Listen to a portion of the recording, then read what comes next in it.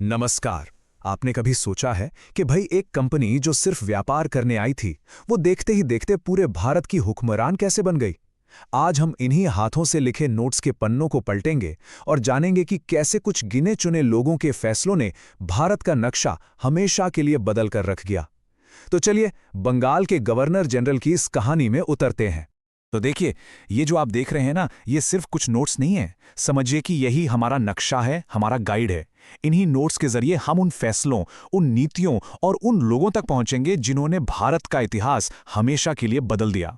तो हमारी कहानी शुरू होती है बंगाल से, और उस एक शख्स से जिसे भारत में ब्रिटिश साम्राज्य का संस्थापक माना जाता है। नाम है रॉबर्ट क्लाइव। आइए देखते हैं कि उसने सत्ता की पहली सीढ़ी आखिर चढ़ी कैसे। रॉबर्ट क्लाइव के साथ ही समझ लीजिए सब कुछ बदल गया। 1757 में प्लासी की लड़ाई एक जबरदस्त टर्निंग पॉइंट थी। इस जीत के बाद 1765 में हुई इलाहाबाद की संधि, और इससे कंपनी को मिली बंगाल, बिहार और उड़ीसा की दीवानी। अब दीवानी का मतलब क्या? मतलब ये कि इन इलाकों से टैक्स वसूलने का पूरा अधिकार अब कंपनी का था। फिर क्लाइव ने एक और बड़ा दांव चला, द्वैध शासन का। ये एक बहुत ही चालाक सिस्टम था। देखिए, नवाब के पास जिम्मेदारी तो थी, लेकिन असली ताकत और खजाना वो कंपनी के हाथों में था। बस यहीं से कंपनी के राज की असली कहानी शुरू होती है। देखिए, सिर्फ जीतना ही तो काफी नहीं होता है ना। उस जीत को बनाए रखने के लिए एक पूरे सिस्टम की जरूरत पड़ती है। तो अब हम कहानी के उस दौर में चलते हैं जहां वॉरेन हेस्टिंग्स और लॉर्ड कॉर्नवालिस जैसे लोगों ने मिलकर शासन की एक नई बुनियाद रखी। और ये है वॉरेन हेस्टिंग्स। 1773 का रेगुलेटिंग एक्ट आया और इसने सब कुछ बदल दिया। अब बंगाल का गवर्नर बन गया बंगाल का गवर्नर जनरल, और हेस्टिंग्स वो पहले शख्स थे जिन्हें ये पद मिला। ये सिर्फ एक नाम का बदलाव नहीं था, समझिए। ये एक तरह का ऐलान था कि कंपनी अब सिर्फ व्यापारी नहीं बल्कि एक शासक है। तो हेस्टिंग्स ने आते ही क्लाइव के उस द्वैध शासन को खत्म कर दिया और पूरा एडमिनिस्ट्रेशन सीधे अपने हाथ में ले लिया। और सबसे जरूरी बात, 1774 में कलकत्ता में सुप्रीम कोर्ट की स्थापना हुई। ये एक फॉर्मल ब्रिटिश एडमिनिस्ट्रेटिव और जुडिशियल सिस्टम की शुरुआत थी, जो बाद में पिट्स इंडिया एक्ट के साथ और भी मजबूत हो गया। हेस्टिंग्स के बाद आते हैं लॉर्ड कॉर्नवालिस, एक ऐसा नाम जिन्हें आज भी भारत में सिविल सेवा का जनक कहा जाता है। पता है क्यों? क्योंकि उन्होंने एक ऐसी प्रशासनिक व्यवस्था की नींव रखी जिसकी झलक आज भी हमें भारत के आईएएस और आईपीएस जैसे ढांचों में दिखती है। कॉर्नवालिस के सुधार बहुत बड़े और दूर तक असर करने वाले थे। जरा सोचिए 1793 के सही बंदोबस्त के बारे में। इसने जमींदारी व्यवस्था को पक्का कर दिया और गांव के भारत का पूरा ढांचा ही बदल दिया। उन्होंने सिविल सेवा को एक प्रोफेशनल रूप दिया, एक ऑर्गेनाइज्ड पुलिस सिस्टम शुरू किया, और कॉर्नवालिस कोड के जरिए उन्होंने एडमिनिस्ट्रेशन और जस्टिस को एक दूसरे से अलग किया। ये सारे कदम एक ही दिशा में थे, एक मजबूत सेंट्रलाइज्ड ब्रिटिश शासन की स्थापना। तो अब तक कंपनी बंगाल में अपनी जड़ें पूरी तरह मजबूत कर चुकी थी। अगला कदम था साम्राज्य का विस्तार, और इस काम के लिए लॉर्ड वेलेस्ली ने एक बहुत ही, आप कह सकते हैं, चतुर नीति अपनाई। तो ये थे लॉर्ड वेलेस्ली। इन नोट्स में एक बड़ी दिलचस्प बात लिखी है कि वो खुद को बंगाल का शेर कहते थे, और ये बात उनकी आक्रामक और महत्वाकांक्षी सोच को साफ साफ दिखाती है, जो उनकी नीतियों में भी झलकती है। और उनकी सबसे कारगर नीति थी सहायक संधि।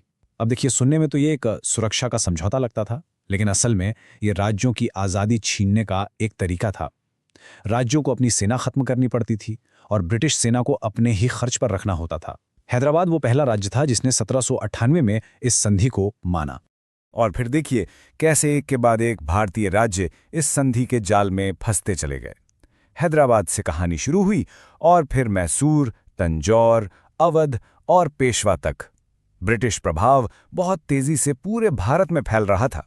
और सबसे बड़ी बात, बिना कोई बड़ी लड़ाई लड़े। तो अब हम अपने इस विश्लेषण के आखिरी दौर में हैं। ये एक बड़ा ही विरोधाभासी दौर था, पता है। एक तरफ लॉर्ड विलियम बेंटिंग जैसे सुधारक थे, तो दूसरी तरफ थे लॉर्ड डलहौजी, जिनकी विलय की नीति ने पूरे भारत में हलचल मचा दी थी। तो मिलिए लॉर्ड विलियम बेंटिंग से। इनके समय में एक और बड़ा बदलाव हुआ। 1833 के चार्टर एक्ट के बाद बंगाल के गवर्नर जनरल का पद अब भारत का गवर्नर जनरल बन गया, और बेंटिंग इस पद को संभालने वाले पहले व्यक्ति थे। बेंटिंग को खासतौर पर उनके सामाजिक सुधारों के लिए जाना जाता है। उन्होंने राजा राम मोहन राय जैसे भारतीय सुधारकों के साथ मिलकर 1829 में सती प्रथा पर रोक लगाई, ठड़ी प्रथा का खात्मा किया और मैकाले की शिक्षा नीति को लागू किया, जिसने भारत में अंग्रेजी शिक्षा की नींव रखी। और अब आते हैं लॉर्ड डलहौजी पर, एक ऐसा व्यक्ति जिसने ब्रिटिश साम्राज्य का सबसे तेजी से विस्तार किया और साथ ही भारत में कुछ बहुत जरूरी मॉडर्न टेक्नोलॉजी की शुरुआत भी की। डलहौजी का सबसे कुख्यात हथियार था व्यवगत का सिद्धांत, जिसे हड़प नीति भी कहते हैं। यह एक सीधी साधी पॉलिसी थी। अगर किसी राजा का कोई अपना बेटा नहीं है तो उसका राज्य सीधे ब्रिटिश साम्राज्य में मिला लिया जाएगा। गोद लेने की जो परंपरा थी उसे अमान्य कर दिया गया। तो विस्तार की इन दो नीतियों के बीच का फर्क अब आप साफ देख सकते हैं। वेलेस्ली की जो सहायक संधि थी वो एक तरह का इनडायरेक्ट कंट्रोल था, लेकिन डलहौजी की हड़प नीति का मतलब था सीधा विलय और उस राज्य के शासन का अंत। आप कह सकते हैं कि ये ब्रिटिश विस्तारवाद का सबसे आक्रामक रूप था। और इस नीति का असर बिजली की तरह तेज था। आप देखिए, सिर्फ कुछ सालों के अंदर सतारा, जयपुर, संभलपुर, झांसी, नागपुर, एक के बाद एक कई राज्य ब्रिटिश साम्राज्य का हिस्सा बन गए।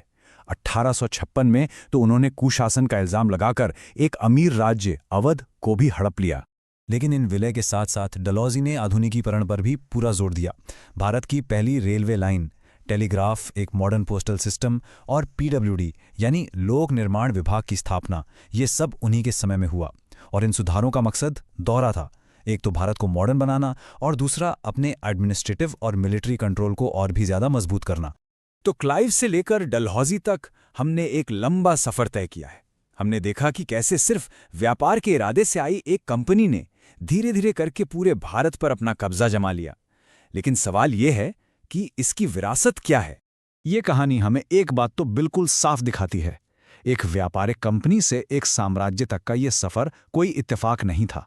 ये क्लाइव, हेस्टिंग्स, कॉर्नवालिस, वेलेस्ली और डलहौजी जैसे कुछ लोगों के सोचे समझे फैसलों और नीतियों का सीधा सीधा नतीजा था।